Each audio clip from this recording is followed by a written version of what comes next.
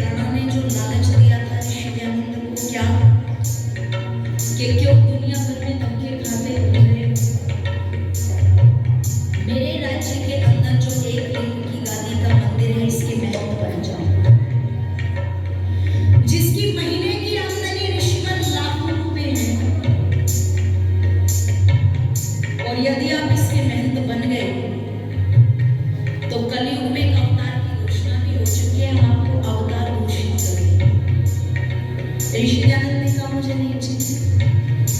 वो कहता है सोचो ऋषिवर, संपत्ति बहुत बड़ी है। ऋषि दयानंद ने कहा यदि संपत्ति का लोभ होता तो अपने पिता की संपत्ति को ठोकर क्यों मारता। लोग तो संपत्ति के पीछे पागल हुए, ये कहते हैं बाप बड़ा ना भैया और सबसे बड़ा रुपया। बोले दुनिया के अंदर पैसा बहुत बड़ी चीज है, पर कल प्रातःकाल की बेला में बताऊंगी कुछ चीजें ऐसी भी हैं जो बहन जी ने बताई है। तो नोटों के ट्रक्स पर घूम गए, कितनी बड़ी संपत्ति देने वाला तेरे सिवा मुझे कोई दूसरा नहीं मिलेगा।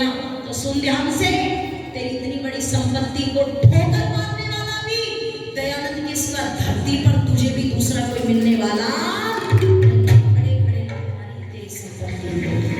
लालच नहीं था ऋषि दयानंद को कोई। जिस वेद की विचारधारा का प्रचार प्रसार कर रहे थे ऋषि, वो वेद की विचारधारा मनुष्य बनाने का काम करती। मैंने कल भी कहा था, लोग हिंदू बनाते मुसलमान बनाते, योजनाएं चल रही है, पर हिंदू मुसलमानों से समाज नहीं बनेगा, समाज तो मनुष्यों से बनेगा। भाईचारे की भावना लेकर के चलो, सबको मिला करके चले।